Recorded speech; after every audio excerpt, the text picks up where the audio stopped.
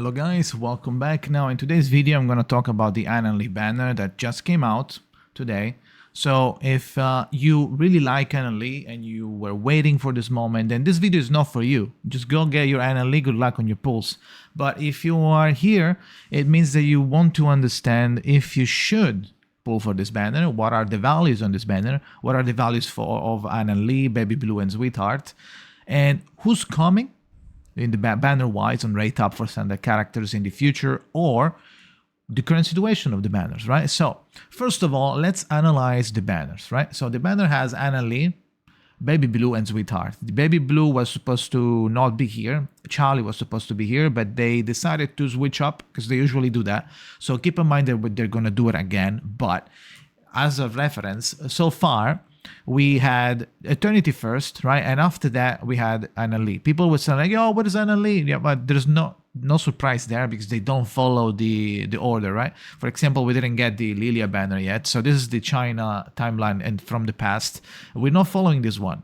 At least we're not following one-to-one. We are following in the sense that so far, besides Lilia, we got all of the characters that were shown here. We started with the same two characters, and then we got I believe Druid first, and then Voyager, and then into Regulus, Eternity, and then we go Anna Lee, right? So in the future, this is 1.3, right? When Shamane arrives, in the future, we are going to get Centurion and Medicine Pocket. They're coming. Now, they might not be arriving after, especially specifically after Anna Lee. There might be someone else getting chucked before, like maybe Lilia. They do Lilia before these two banners. I don't know, right? So keep that in mind. But they are coming really soon. So if you need Anna Lee, okay. But if you need Centurion, or you're missing a beast DPS, or you really want Medicine Pocket, which is like one of the best healers in the game at IMO, then maybe you should wait up, okay? So there's multiple reasons why you shouldn't go for the Anna Lee banner, but for now, let's analyze why you should pull for it, right? Now, Anna Lee, it's a really good support / DPS, okay? So she deals okay DPS, right? I wouldn't use it personally as a main DPS for plant. I would use, if you really have to do the bootleg DPS, you should use a Beacon Bloom instead, especially if you have her P5, let's say P4 or P5. At that point, I think she does a little more damage. But Anna Lee is a really nice unit. She offers a daze, she offers buff, damage mitigation, extra damage mitigation on her. She switches between break time and exorcism time, which is break time, she takes less damage, and on exorcism time, she deals more damage. She gets more penetration, which is upgraded by 5% when you get her to I3. And on top of that, when she switches into exorcism time, her rightmost card gets upgraded by 1 automatically, no matter the level. And on top of that, after she does the ult, she enters Empower Incantation on herself for 2 turns, which is really good. And also, as an extra, upgrades 1 more time a random card that you have on your hand. So that's pretty good. On top of that, so basically she is a nice flexible unit. They can fit everywhere, and she also, due to the fact that she also upgrades her cards, she also fits everywhere because she's like AP friendly, right? Because you don't have to do anything, you just do your buff, wait up, your cards, you cycle through, right? Maybe you do like a little card here and there. You don't have to necessarily play, and your buff are really long, so it's like 2 turns, I believe. Let me go check before I say some weird shit. So your buff are 2 rounds. So you can pre-buff if you want, and it's really good, right? So you don't have to do a buff during the final combo for damage. So the problem is not that Anna Lee is not a good unit. The problem is that there are other options that you might already have that makes it so you don't really have to get Anna Lee, right? Considering Centurion and Medicine Pocket might be coming soon. Now, on top of that, you also have other characters, right? The 5 stars are Sweetheart and Baby Blue. Sweetheart is a good DPS. I think a lot of people are sleeping on her a little bit. She's a good DPS. She does a decent amount of damage for a 5 stars. 5 star. On top of that, on the ult, she dazes, she debuffs mental and reality defense for 2 turns, I believe.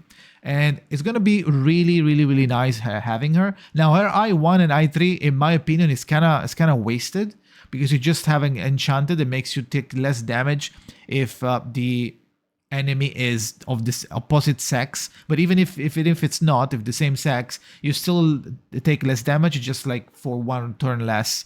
But damage wise, she's pretty good.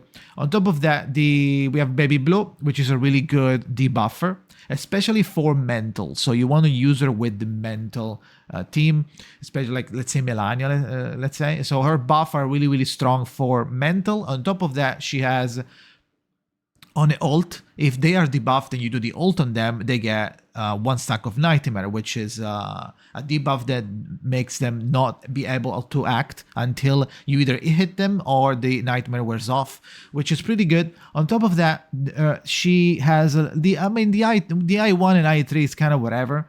You take less damage and less critical damage on I1, and then you apply a debuff that makes them deal less damage when they attack Baby Blue on I3.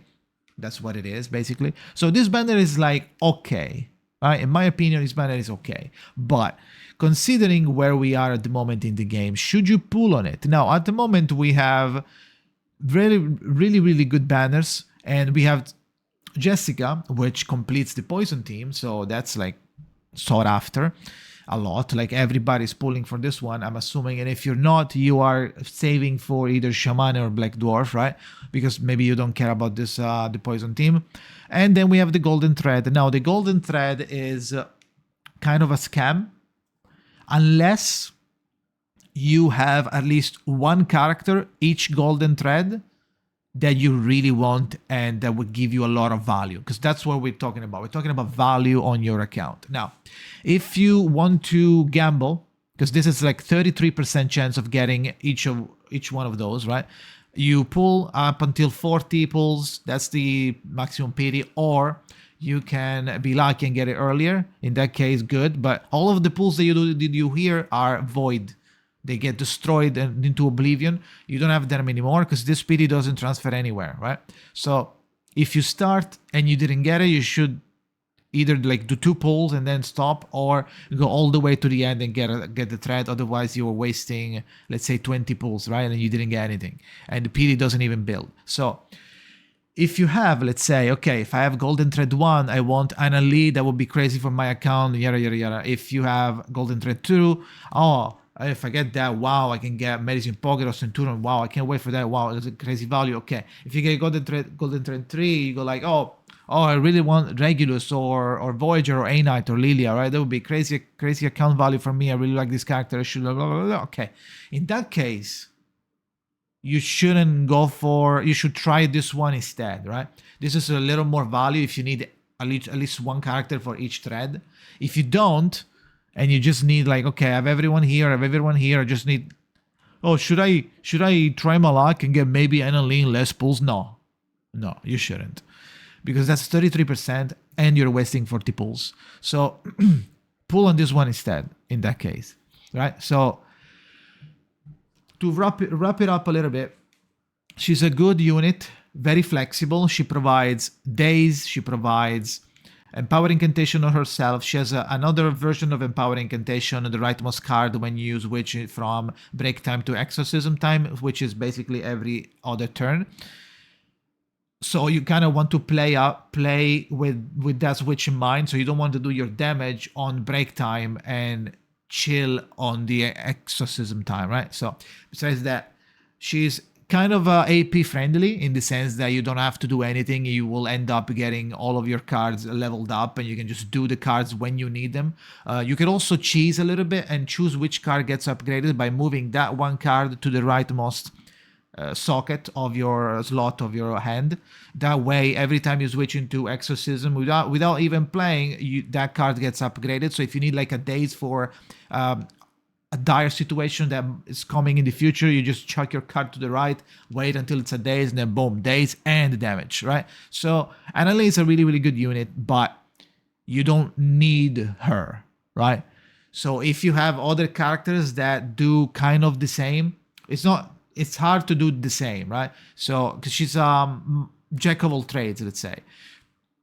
She does a little bit of damage, she does a little bit of CC, she does a little bit of buffing, damage mitigation. So let's say a Sonetto does the damage mitigation and the buff, but she doesn't daze, right? Or she doesn't have empower incantation. She's not as AP friendly, right? So keep that in mind. Anna Lee is a decent unit. I would say Anna Lee is like of a 7 out of 10 of a unit. So in the end, if you need a power, if you need a plant character, that's another good choice, okay? So let me know if you want to know something else, because I think that's it, right? So let me know if you want to know anything else, or if you disagree with anything I said. I don't know. Maybe you want to know more, or something that I forgot to mention, right? So let me know in the comments. In that case, go follow my Twitch, twitch.tv/Jakazin. So yeah, thank you for watching, and see you next time.